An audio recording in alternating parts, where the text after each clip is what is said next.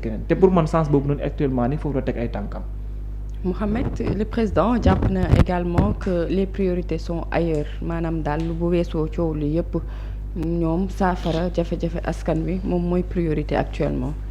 waaw xam nga d'abord xam nga le problème ne se pose pas en termes d'amitié wala en termes de relation personnelle entre le président et son premier ministre ñëpp xam nañ ne bu nekkee ñoom ñaar personnellement.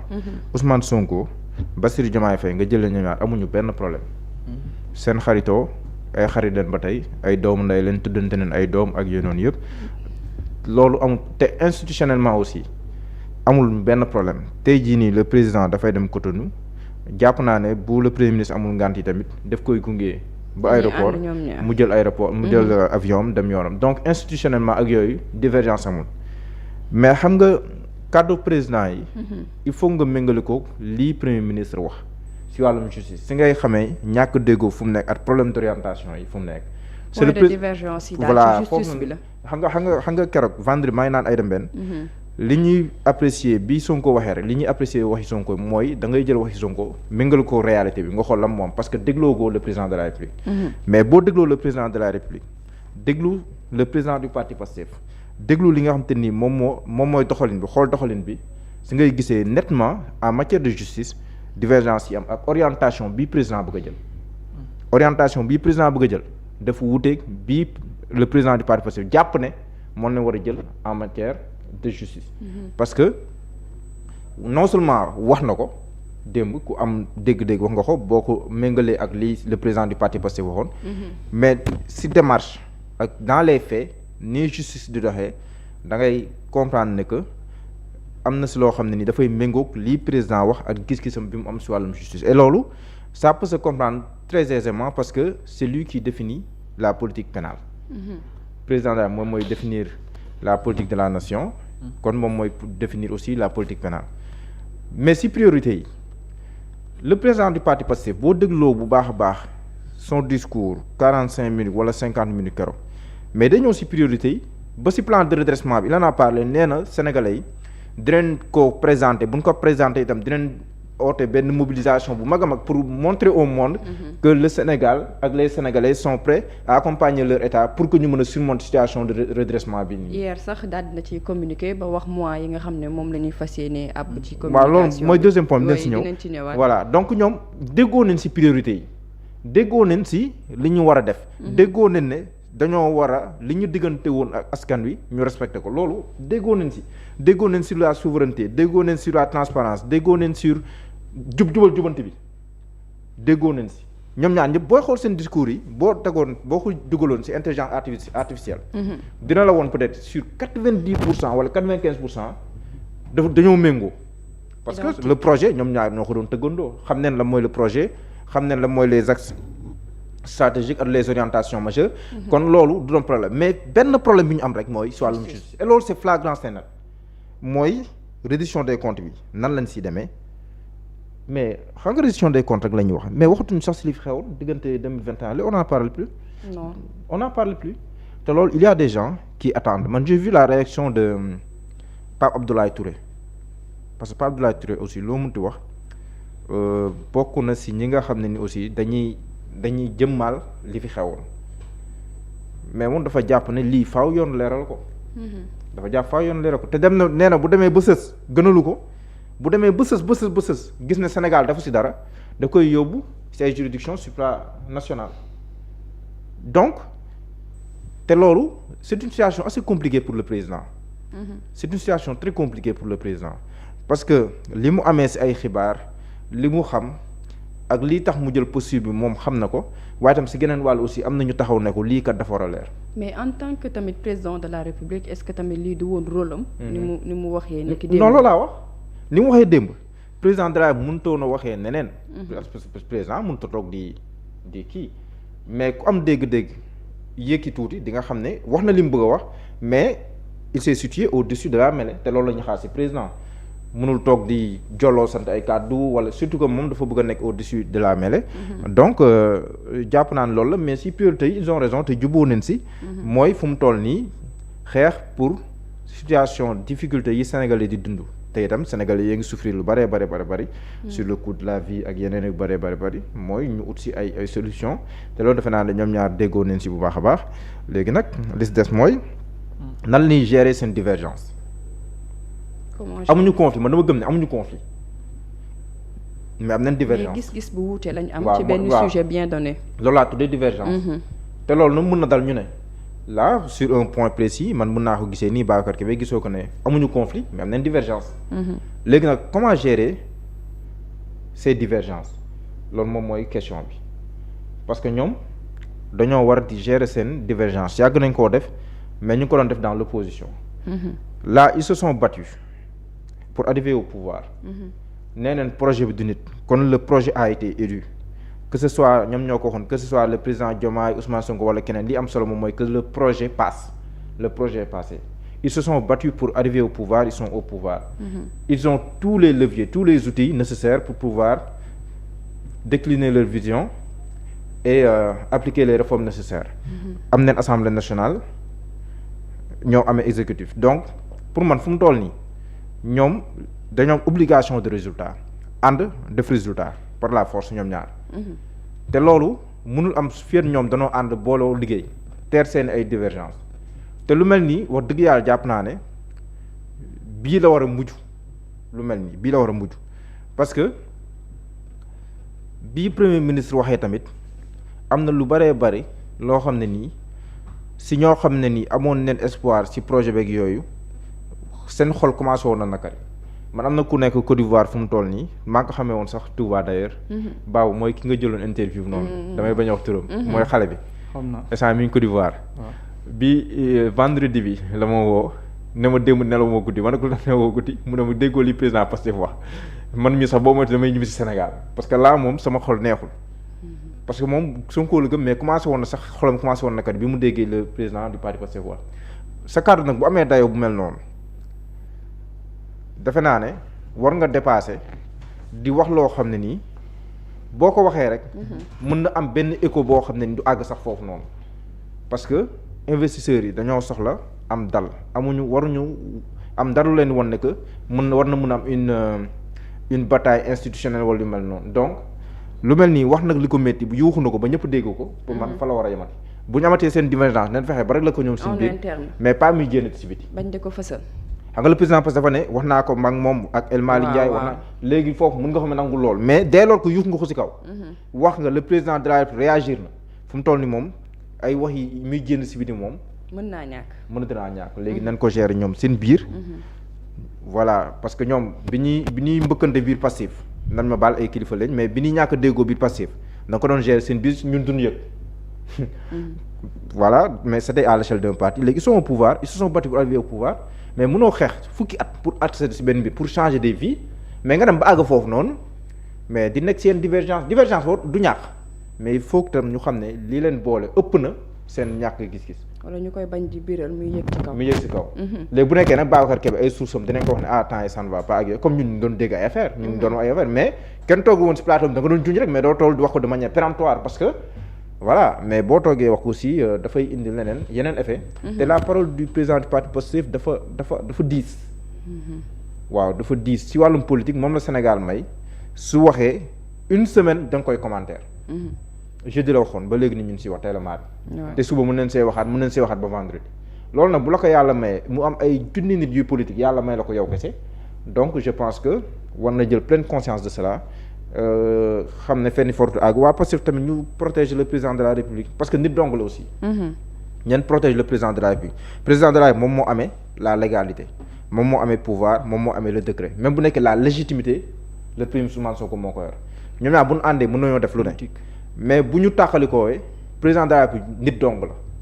mais nit la boo xam ne dafa amee responsabilité yoo xam ne nii dooleem jéggi na bu nit doole président de la République jéggi na bu nit président Diomaye boo xoolee ni mu toogee ni muy waxee rek nga xam ne kii wute naag président Diomaye ma woon kon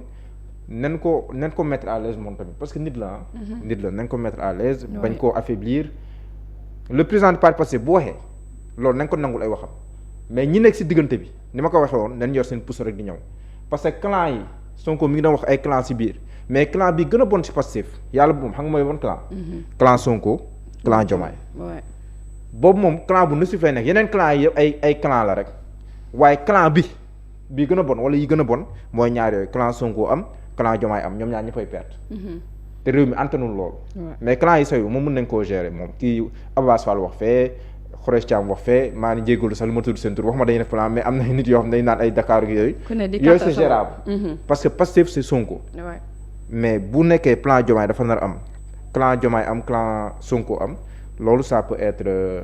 dommageable pour ñoom. loolu daal laa bëggoon a tëjee. Babacar lu jot ngaa déglu ñaari discours yëpp boo doon def analyse ci ñaari discours point de divergence ak point de convergence ci discours yi. man de je ne suis pas d'accord. ak Diallo ci ñaar. ayca bismillah. benn bi mooy pour les sujets pour man y a pas de divergence sur les sujets beneen bi également parce que au niveau des sujets il faut pour man ci côté amuñ divergence ci côté boobu noonu benn problème moom moo taxaw pour man c'est-à-dire méthode bi ñuy defee de sorte que attente yi ñu diggee woon wuyu si xam nga benn côté il faut comprendre que le président de la République pour moi il est déjà d'accord que ni toutes les personnes impliquées ci ci li ñu wooye woon lu illégal la d'accord na ko premier ministre moom li mu gis xamalan la mooy guddiñ toll ni tembe moment la pour régler ces problèmes là que justice wala lu jëm ci wàllum ay affaire yëpp nañ ko régler ni mu gën a gaawee xam nga lan la Diomaye gis moom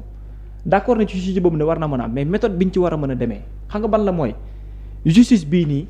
du justice bi war a mën a régler problème yooyu nga xamante ni daanaka moom moo amoon il faut d'abord régler cette justice ba noppi pour régler li nga xam ne daanaka mooy problème yooyu noonu. président Diomaye waxul loolu de. non maanaam man Diomaye mënul ñàkk a waxee maanaam fi mu waxee ma ne noonu Diomaye il n'est pas le président de Pastef. non non mais waxul ne il faut régler la justice ba pare soogaa régler problème. non fi muy waxee mooy que ne justice bi ñu mel ni tey. il faut ñu rendre ko indépendance am ça signifie quoi exactement. mais est-ce que moom mi ngi liggéey pour rendre la justice indépendante. moom laa la non mais loolu laa lay wax que ne moom. li mu la wax loolu nga ci mën a dégg. non non mais est-ce que mu ngi ciy liggéey baabu. non mu ngi ciy liggéey loolu laa gëm. non xam nga tam mën a liggéeyu si. waaw. bu nekkoon ne mi ngi siy liggéey comme ni nga ko waxee. lan du génn au conseil supérieur de la magistrature. conseil supérieur de la magistrature. ça n'a rien à voir pour moi. si parce que ce qu'il a dit waaw bàyyil ma ñëw rek. non loolu c'est un loolu c'est un. bàyyi rek ma ñëw di nga comprendre fi may waxee. non de deux mi ngi wax libérer justice démb mi ngi jël exemple si moom. waaw poste bi nga xam te ni moom la defoon. justice jàpp ko ba justice jàpp ko. maa ngi nuyu Cheikh Ousmane Touré moo si am solo démb. mais poste bi président Diomaye defoon ba ñu jàpp ko tey jii ku ko defaatoon yoon teg la loxo. waaw léegi loolu la lay firi. waaw déglu rek ma expliquer. loolu la lay firi waaw te moom mooy le président de la République. mais est-ce que di nga def 11 mois de prison. bon loolu leneen la. defal taxawal waaw defal naa est-ce que poste waaw bàyyil rek loolu leneen xam nga da nga waroon bàyyi bu ma jeexalee dinaa la jox nga leeral fu mu toll nii Abdou Nguer mi ngi bëgg a yàgg si kaso bi xamagul ñaata weer la fay def. xaaral rek déglu ma Assane Diouf mi ngi bëgg a yàgg si kaso bi xamagul ñaata weer la fay def. xaaral rek ma expliqué moo tax ma wax la ne non dama lay joxaat moo tax ma wax la ne que xam nga président buy wax da ngay jël waxam nga méngalu kook la réalité les actes qu'il pose ba ma bàyyi rek ma après nga mën koo méngale déedéet li ma lay wax ni amul dara lu ci méngoowul par rapport ak ci justice ci anam bi mu doon demee xam lu tax ma wax loolu au conseil supérieur de la magistrature man ci cadre du président lay sukkandiku ak ci UMS le président de la République dafay basé wu il ne peut pas être un président ba pare nekk ci divergence su toute institution la nga xamante ni la fay fekk wala ñi yor institution bi souhait gi ñu ci am il s'est basé sur le souhait de l'UMS pour rester au niveau de la magistrature mais posant des actes yuy montrer carrément que ne moom génn faak toog fa moom la yem te gëmu ma ne ba mu commencé ba ndigg itam mu ngi œuvre luy wane ne lu contradictoire moom la fay teg comme acte même ba ci ñi nga xam ne ñoom lay tabbu sax gën na ko fësal loolu mën nañ ko jàpp benn bi ci toppaat exemple bi mu joxee ci moom tey justice kenn waru ko mën a manquer respect mais ça signifie pas que ne bu la justice jàppee ci benn poste goo def war ngaa mën a def 11 mois de prison loolu ñi ñëpp xam nga ko ne d'accord ak benn léegi yow imaginer li tax ma wax na ne xaaral non mais moom laa lay wax moom bàyyi ma rek ma ñëw cas yi may limal nii 10 cas yu am la ñaari cas nga ma ci mën a limal wala yu am jàpp nañ fi nit yow sa jëm bopp sax nga d'accord que ne magistrat yi li ñuy jël comme décision wuute naag li Sénégal yi doon am attente jëmale ko ci ñoom te toutes les personnes tey au niveau du Sénégal am nañ ràññet leneen justice lu mu gàtt-gàtt am na benn jéego bu mu jéggiwaale pour changer image wala démarche en termes de transparence et d'indépendance loolu c'est une réalité bu am mais ku yor réew en 1 an wala 16 mois posé wala acte boobu au sein de la justice sur te dire autre chose ci sëy gu mu am ci justice mais mën nga ko weddi dama ne yéex na am gaaw na c'est ça la bonne question qu'il faut se poser mais pour man aujourd'hui le président de la République mu ngi poser acte te mu ngi œuvrer pour que cette indépendance de la justice mën a am te moom dafa gëm que ne tant que réglé wul indépendance de la justice boobu il ne peut pas rendre justice man loolu laa gëm ne ci tànk yi la taxawee bàyyil ma ñëw ba léegi pareegu ma non bàyyil ma ñëw ba léegi damay ne amuñ divergence ci sujet bi mais ci méthode la ñu amee divergence pourquoi mu wax loolu parce que dama gëm ne le premier ministre li mu gëm mooy que ne oui justice dafa war a am ci li fi xew ak ci ñenn ñi ñu ko def le président de la république tamit gëm na dafa war a am ak ci ñi ñu ko teg le premier ministre gudduñ te ne tembe yenn yi mën naa ko nangul il est un politicien il dirige un parti politique mu amoon un projet politique bu génnee tey sol ci benn côté le casquette d'un président de parti politique waaw ci lan la war a mën a répondre exactement mooy les attentes des partis wala attentes des partisans te il faut mu wax tamit ci sens gu mel noonu et il l'a carrément fait mais c'est différent du président de la République qui est le président de tous les Sénégalais qui ne peut pas se permettre de parler haut et fort ci sens boo xamante ni mooy boo fi tuddee justice nangam dinañ ko def benn clan li ñuy njëkk a gis mooy que ne yaa ngi ci yoonu indiwaat une divergence mooy da nga bëgg a jàpp ñëpp tëj leen ci biir kaso gi mais quand le président di wax haut et fort pour benn indépendance de la justice mais loolu xanaa lu mu gàtt boo mën a jëlee mën nga comprendre que ne kii mosul wàcc tànku ku defaloon justice teg la ci yoon amuma ci benn doute ci wàllu gu jëm noonu beneen bi nga xamante ni dina ci tegu tey au sein du parti politique c'est vrai en termes de relation amul benn divergence boo xamante ni gu samp la ci seen diggante ñoom ñaar parce que mais il faut ñu comprendre benn affaire le président de Pastef xam nga sànq yaa ngi wax que ne bu kàddu yi génnati ci biti nit ñi di ko dégg nañ ko daan régler en interne ci biir parti Pastef nañ continuer noonu loolu nga wax ma ne la même ci côté boobu sax d'accord ma xam nga la moo tax parce que man mën naa d'accord que ne tey au sein de Pastef li ñu doon waxee loolu seen cëggal guya il était dans Pastef la yitteel ça se réglait au sein de Pastef ak seen ay militants aujourd'hui ils sont au pouvoir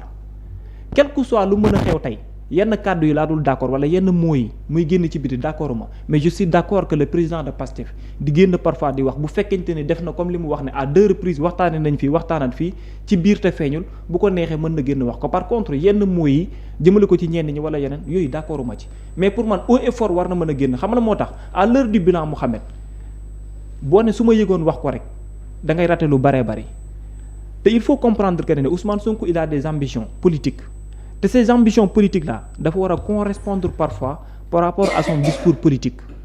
gis nga discours politique boobu noonu su ko ratee pour wax yenn nii ci wenn waxtu bi nii ëllëg ci biir da koy dab parce que dañ naan waxoo ko woon kun xamuñu woon lan moo xew mais sorti Ousmane Sonko bi mën na ko sauver ci lu bare ëllëg yàlla tere bu yenn yi xewoon ci biir réew mi tey bu ñu demoon tey ba rate tey lu ñuy woy reddition des comptes en 2029 mais il a des excuses est-ce que xam nga loolu en tant que politique même s'il est au sein du gouvernement te sorti bii mu def yàggul dara moo koy sauver ci fànn googu noonu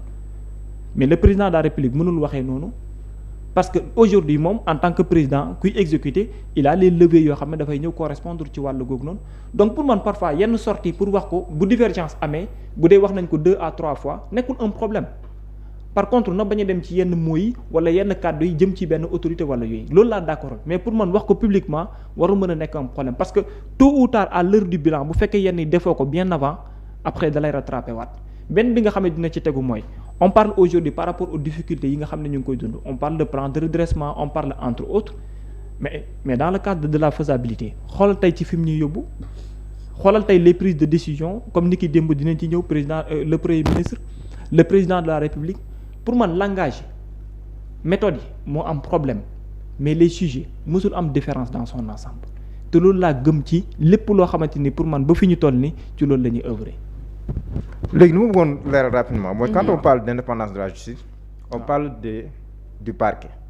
mais les magistrats de siège moom ñooñu seen indépendance c'est de fait ñooñu ils sont indépendants de fait donc ñooñu àtte yi ni jël mënoo koo natt si est-ce que président Diomaye moom moo posé acte bi wane que non parce que le juge qui juge kooku en principe il est indépendant donc par rapport au parquet la ñuy xoolee est-ce que am na indépendance te parquet fu mu nekkoon démb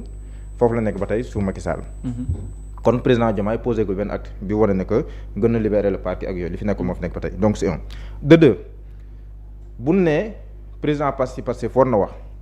parce que dafa war a wax bu nekkee ne gis na loo xam ne nii pour ëllëg et tout kon si biir gouvernement bi ndax mën nañ nangu Abdourahmane Diouf il est chef de parti Awalé moo tax mu d'accord ak son premier ministre Ousmane Sonko si ay points yu bëree bëri moo tax mu génn en tant que président parti Awalé mu wax est-ce que mën nañ nangu kon le ministre de l'éducation Guirassy moom mooy le président du parti 7 moom tamit bu amee ay divergence ci éducation moom son premier ministre mu jël mbubu chef de parti am moom tam mu génn wax bu nekkee ne mën nañ koo nangu foofu noonu rek nañu nangu saa su le président du parti Pastef tamit amee problème moom tam mu génn wax beneen bi ñoom ñaar ils sont comptables ñoom ñaar ñoom ñooy co-gérer quoi qu'on puisse dire le président du parti Pastef mën na di wax mais wax ji daf koy rattraper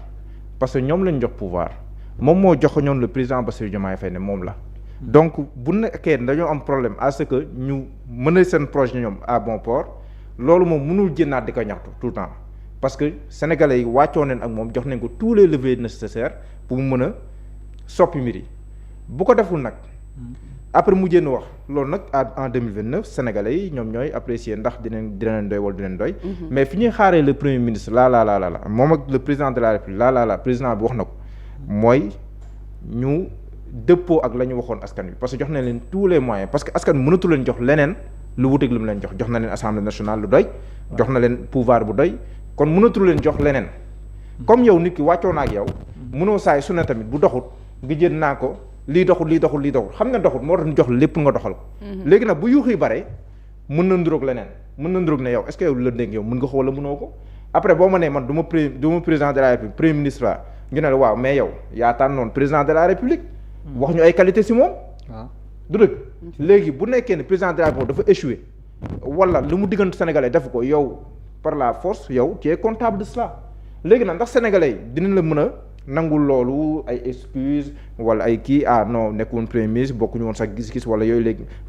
booloo 2029 lañ si xam dara mënoo si présager ko mais pour dire man concrètement très sincèrement je vois la divergence flagrante en matière de justice parce que le président il parle de jubóo génn ko nekkuñu fii pour di jubóog ñoo xam ne ñi li ñu jun tey ñooñu ko teg loolu divergence manifeste la bokkuñu li ñu gisee président dafa ne leen jubóo mu ne ko ñun nekkuñu fii pour jubóog ñoo xam ne nii li ñuy teg nii ñooñu li ñu dund ñi ñooñu ko teg loolu c'est clair l'a dit et c'est une divergence manifeste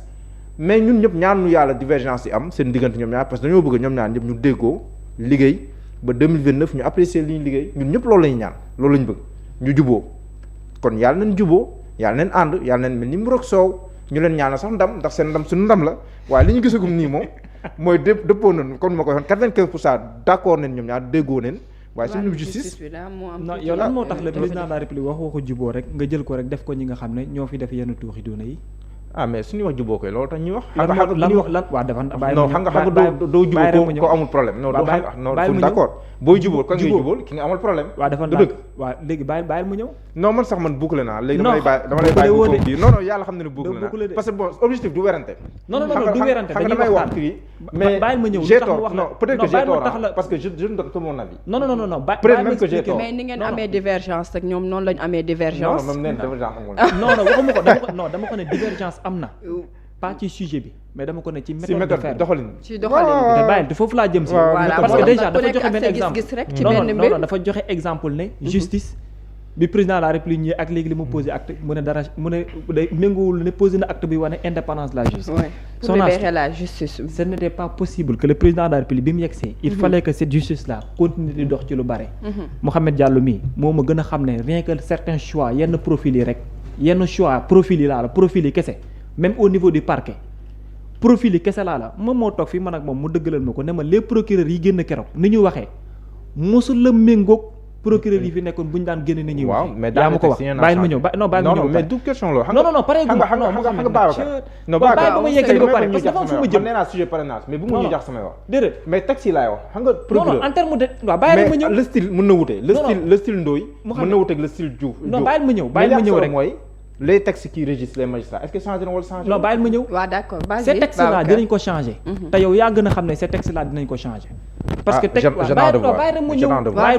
xam lu tax ma wax ko loolu aujourd'hui avoir le choix mu leer ne textes yi fi nekk mën a goo ko changer lan nga mën a def comme acte buy wane ne am nga yéene changer textes yi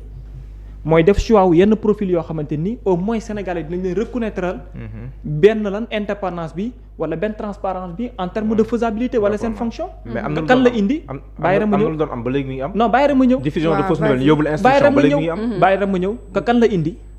kan la indi diffusion de fausse nouvelle yóbbul instruction yow yaa taxaw fii toog ne non waaw bàyyi rek mu ñëw ba léegi mi ngi am moo tax ma ne dara changé bu baax c'est yaa may dugal sujet mais division moom moo toog fii ne diw sàngam kàddu yu wax instruction diw sàngam kàddu yu wax non loolu ci nguuru Macky Sall sa tànk du laal suuf maa ko doon wax te diw sàngam boobu mu ngi ci biti maa ko doon wax lan moo indi loolu non maa ko doon wax encore man lépp lu ma ko doon mais dama wax ne baax diffusion de fausse nouvelle ñu yóbbul instruction wala moom non man naa sujet mais moom moo si dugal d'accord yow mi yaa war a non même si wax samay wax yenn saa yi mu déforme ko waaw léegi xaaral su ma nga wax rek mu bàyyi mais je vous dis yàlla xam nañ déforme ma say wax diffusion de fausse nouvelle amoon na démb amoon na tey waaw ñu lay mettre kii. moom laa la wax tey institution ba léegi mi ngi am. dama ne d'accord yow d'accord naa ak yow xam nga yow da nga ne yow dañoo wax nga ne. exemple président de la république posé wul acte bi wane ne indépendance de la justice mu ngi ci. waaw gisagu ma ko de man. ma ne la c'est le contraire xam nga lu tax ma wax la loolu ma ne la parce que li may wax ne yaa ko wax déjà ba noppi wane ne pourtant am na lu changé ma ne la 16 mois. bàyyi ma ñëw kon déggoon si lan mooy acte. xam nga lan mooy acte baabu. lan xam nga lan mooy acte. lan mooy acte. man li ma dégg acte de jël décret ci la bokk. non ay jël kii yóbbu. waaw defal ndànk rek nag xaaral nag non faut pas minimiser bàyyi rek ma ñëw jël kii yóbbu fee non defal ndànk. bàyyi ma ñëw loolu acte ma xam nga laa jàppee. bàyyi ma ñëw mooy du point de vue législatif lii tënkoon astu ñu changé texte yi ba nga xam te ni lii procureur mënatu ko mais tant que texte yi ñoo fi nekk ba tey procureur moom mooy am choix bu ko neexee mu doxalee comme daan doxalee mais il faut mu am lu tënk man loolu laa tuddee acte loolu lay rupture maanaam ñu changer le code pénal le code de procédure pénale. y a des actes textes man loolu laa tuddee acte voilà y a des actes te moom xam na ne y a des actes parce que en ñëwal terme de ci décret acte yenn décret yi président de la république jël ci biir justice wuute na ci ay profil ñenn ñoo xam ne jëlanoon leen beneen bi mooy assise bi ñu defoon jëm ci wàllum justice ci kanam war naa mën a am soppite ci ay projet ak proposition de loi yéex naa gaaw na c'est la bonne question qu'il faut se poser mais il y a des actes qui se posent au sein de la justice en terme de lan en terme de décret et en terme de projet ou bien proposition de loi benn boobu kenn ku ne war nga mën a wax acté nañ ko mën na maa jox na 2 exemples la ma nanga am na yi am na waaye moom mii moo la gën a comprendre parce que moo am na déjà constat bi beneen bi nga xam ne tegu na ci mooy dama ko ne man mën naa d'accord ak bu fekkente ni problème dafa am au sein du parti politique mu jox ma exemple na ma Abdourahmane Diouf ak kan Guirassy oui, comme le président Pastef lu mu def non Mouhamed Diallo dafa neex quoi parce que man maa ngi lay waxal na ne lan la ñu nekk di def nii comme matérialisation ak lan moo koy structurer état moom mooy structurer aujourd'hui le projet bi réussir dem au sein du Sénégal projet bi ban projet la ak ñan ñoo gagné du Pastef la ñi ngay wax ne alliés lañ parce que dañoo d'accord ak vision projet Pastef moo leen indi au pouvoir. donc lu président Pastef def mënuñu ko permettre alliés ñu koy def. waaye moo la ko gën a xam di. non mais référentiel dafa war a xaaral référentiel nu mu tënkee Abdourahmane Diouf noonu la tënkee premier ministre noonu la tënkee le référentiel moo leen tënk bokkul non moo leen tënk non fu mu toll nii sur la base du référentiel lañ tëgee Sénégal donc est-ce que sur la base de ce référentiel là le premier ministre nee na bu bokkul ak kii mën na wax en tant que président parti est-ce que un membre du gouvernement président de parti mën na def la même chose question boobu rek laa pose léegi nag il aurait pu répondre par oui par non man sa pare naa sujet wax dëgg yàlla léegi waxal léegi ci raison balaa ngay wax sax nga dëgg li gars yi di wax non c'est pas que xam nga waaw vas-y en fait développe vas-y non c'est pas que j'ai raison j'ai pas raison dama bëgg ñu waxtaan pour ñëw nit ñi comprendre ci ban fànn ngay waxee ak ci ban fànn laay waxee loolu kese laa bëgg boo déggee ma wax na ne oui le premier ministre mën naa ko pardonner yenn yi te pour man c'est pas un problème parce que lui il est le président du parti bi matérialisé bi œuvrer pour un projet politique bu convaincre des Sénégalais yow xam nga ne Abdourahmane Diouf man ak yow ak moom fu mu toll nii ñoom ñooy yem ci lii ñuy matérialiser parce que yow peut-être dama joxe exemple ñoo ci yem lu ko am wax ko mooy dañoo accepter ne projet bi wuy doy nañu Abdourahmane Diouf ci sens boobu la nekkee bien sûr très bien mais premier ministre moom lan la ci en terme de comptabilité le président de Pastef lan la ci en terme de comptabilité mais fu mu toll ils sont tous comptables. non mais Abdourahmane Diouf bu ko démissionné woon tey. mais si 2 ans yi mu nekk ministre de l'enseignement supérieur. mais maa la gën a xam ne sont tous comptables. mais damay ne waaw mais dama xam ne. mais kan moo piloté Pastef kan moo jiite Pastef kan moo bind le livre solution. kan moo bind pétrole c'est pas le livre solution qui gouverne. mais mu c'est xam le ne référentiel. mais référentiel bi fan la jógee. ak ci lan la jokk tu as raison. non en fait faut comprendre que tout ce qui était dans ces livres là. c'est vrai loolu la ñu tëggaat teg ko pour mu dëppoo ak jamono ñuy wooye ko référentiel 2050. man daal loolu ay waxi politicien la quoi loolu daal lu ma tënk daal mooy le référentiel quoi parce que El Malick Ndiaye toogoon na fi ne bu ñii moom soxlawul sax ñuy wut kii nañ xool solution rek buñ ko xoolee rek am solution gis yoon mais ñoom si moom bu ñu ñëwee gis jëluñ solution leneen liñ jël donc bon bu mu mën diggaat si sujet boobu quoi franchement. te moom nee na pare na ci bu yàgg. non pare ñoo xam la day jël samay wax di ko kii waat quoi. non yàlla xam asu mën nga maa seede mu xam ne bi léegi modifié tu as say raison wax léegi Babou tu as raison non c'est pas que j'ai raison ça n'a pas de sens gis nga ay question t'as raison t'as pas raison bu ñu fa demee du am sens. non mais c'est normal allez-y. voilà très fi ma bëgg ñuy waxtaanee wallaay dafa simple quoi. parce que man méthode bi ma wax man ci méthode bi la ci méthode bi xam nga mu ngi ne mën na nekk juum na man mën naa nekk na juum na waaye damay ne man li ma gëm mooy que ne. amuñ divergence en termes de sujet. c'est vrai mais méthode la ñu amee problème. pour ni ñu ciy avancer. parce que toute personne bu ne leen nangam dama ko bëgg rendre mu indépendante donc mën nga jàpp ne kooku tey ça veut dire que ne li ma bëgg mooy jibral d'abord loo xamante ni su ci rendre yoon. kenn du ne lii amul amuloon changement pourtant amul changement te def nañ telle décision kon amul lu ci soppeeku mais pour man en 16 mois ki posé wala acte yu mel ni ci justice ba mu am peut-être beneen revers bu yees boo xam ne mu ngi ci kooku bu la waxee ne dinaa ci def nangam ak nangam waruloo ko mën a weddi parce que au moins jéggi wala na jéego bu koy wane waale foofu laay waxee par rapport aux sorties également aussi tu ne peux pas être un président de parti bu construire aujourd'hui un projet politique bu convaincre des Sénégalais ba ci même ay président de parti politique ñu ñëw adhéré ci am na loo xamante ni ci biiru doxalin war nañ ko mën comme par contre le président de la République lui ses actes ak ses kaddu mënul yem ak ki nga xamante ni président parti moom lay doon. effectivement loolu parfois mooy. c'est normal. yéen tamit noonu ngeen di amee ay points de divergence parfois ngeen am également des points de convergence donc c'est normal alors dañuy daal di wëyal daal di dikk ci beneen ponk di naaw nag.